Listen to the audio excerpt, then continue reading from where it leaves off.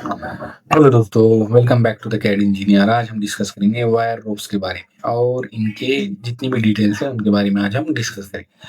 सबसे पहले देखिए दोस्तों, जो वायर रोप्स होती है वो स्ट्रॉन्ग रोप होती है जो हम थिन स्टील वायर को ट्विस्ट करके बनाते हैं। जैसे आप यहाँ पर देख सकते हो, जो थिन स्टील वायर है उनको ट्विस्ट करके हमने टुगेदर ट्विस्ट करके हमने ये वायर को बनाया। अब ये हम कब यूज़ करते हैं दोस्तों, जब हमें लॉन्ग डिस्टेंस पे हेवी लोड को हैंडल करना होता है, उस कंडीशन में हम इसको यूज़ करें। अब इसके कॉमन यूज़ेज कौन होते हैं? जो एलिवेटर्स होते हैं, जो हमारे सोसाइटीज़ में जो लिफ्ट्स होती है उसमें यूज़ करते हैं, फिर क्रेन्स में, फिर माइनिंग में, फिर कन्वेयर में, फिर सब्सटेंशन ब्रिज जो होती है उसमें हम इसका यूज़ करते हैं। अब मटेरियल हम इसमें कौन-सा यूज़ करते हैं?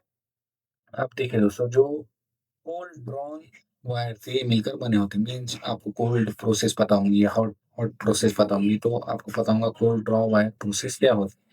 मीन्स जो इनका जो टेम्परेचर होता है वो बिलो क्रिस्टलाइजेशन टेम्परेचर होता है, उसको हम कोल्ड कोल्ड मैन्युफैक्चरिंग प्रोसेस कहते हैं। इसकी वजह से क्या होता है, ये हमें हाई स्ट्रेंथ एंड ड्यूरेबिलिटी देते हैं। अब जो मेटल यहाँ पर यूज़ होती है दोस्तों, जो वायर है उसके आउटर कोर बनाने के लिए वो रफ आयरन का कास्ट स्टील या अलॉय स्टील हम यहाँ पर यूज़ करते हैं। और जो सेंटर पार्ट होता है, हमारा जो कोर होती है, वो हम बनाते हैं जूट से या फिर एस्बेस्टोस से, फिर या सॉफ्टर स्टील से, जो हमें फ्लेक्सिबिलिटी प्रोवाइड करते हैं।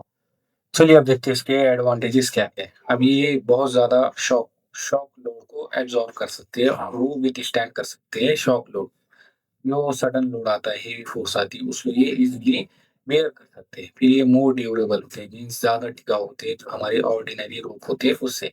ये साइलेंटली ऑपरेट कर सकते हैं। फिर ये हाई एफिशिएंसी देते हैं जब भी हम पावर को ट्रांसफर करते हैं तो। फिर ये मोर रिलायबल होते हैं जब भी हम हेवी ड्यूटी वर्क या हेवी लोड वर्क कर रहे होते हैं तब।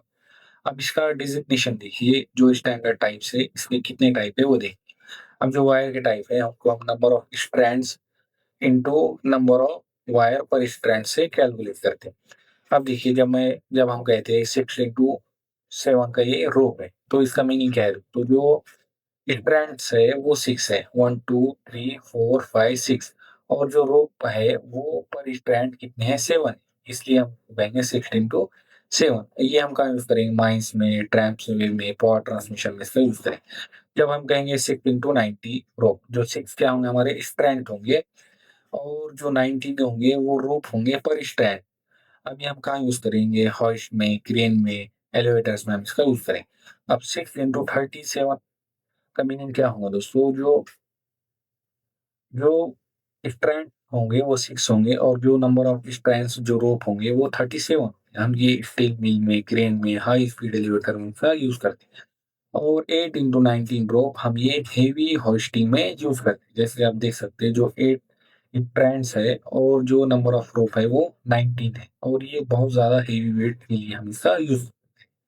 चलिए अब हम देखेंगे हम इसको डिज़ाइन कैसे करते हैं। जब जब कभी हमें इसकी डिज़ाइन करने की ज़रूरत आती है, तो हम उसको कैसे डिज़ाइन करते हैं। अब सपोज़ कीजिए, हमने जो रोप है उसका टाइप सिलेक्ट किया है 6 इंटू 7, तो हम क्या करेंगे, ये कितना लोड को बेयर कर सकता है, कितने वेट को ये लिफ्ट कर सकता है, वो चेक करें।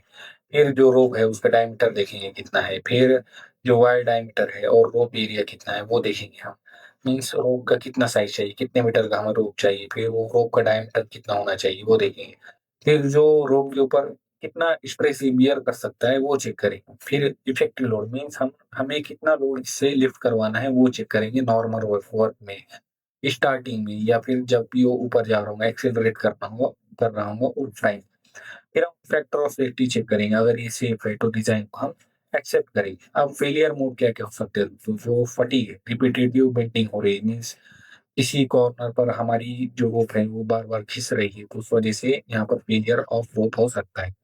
फिर एडिटिव वियर, मीन्स जो 2 रोप है वो उनके बीच में फ्रिक्शन हो रहा है, तो उसकी वजह भी फेलियर हो सकता है।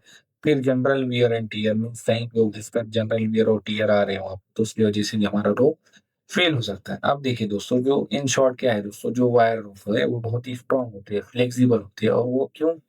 क्योंकि वो स्टील वायर से बने हुए थे। वो हम जो वेट है उसको लिफ्ट करने के लिए, जो पावर है उसको ट्रांसमिट करने के लिए, बहुत ही लॉन्ग डिस्टेंस पर ट्रांसमिट करने के लिए यूज़ करते हैं। अब ये बहुत टिकाऊ होती है, एफिशिएंट होते हैं और बहुत ही भरोसे की होती है। मगर इनको बहुत ही केयरफुली डिज़ाइन करना ज़रूरी होता है, और जो फेलियर है उसको अवॉइड करने के लिए। तो दोस्तों आज का डिस्कशन हम यही खत्म करते हैं। अगर आपको ये वीडियो पसंद आया हो तो शेयर कीजिए अपने दोस्तों के साथ और लाइक और सब्सक्राइब कीजिए द कैड इंजीनियर चैनल। आपके सपोर्ट से ही चैनल ग्रो करेंगे और भी अमेजिंग वीडियो आएँगे और आपको इस वीडियो की पीपीटी मेरे टेलीग्राम चैनल पर मिल जाएँगी जिसकी लिंक मैं डिस्क्रिप्शन बॉक्स में दे दूँगा। आप उस लिंक पर क्लिक कर मेरे टेलीग्राम चैनल भी जॉइन कर सकते हैं। So thank you so much दोस्तों, मिलते हैं नेक्स्ट वीडियो में।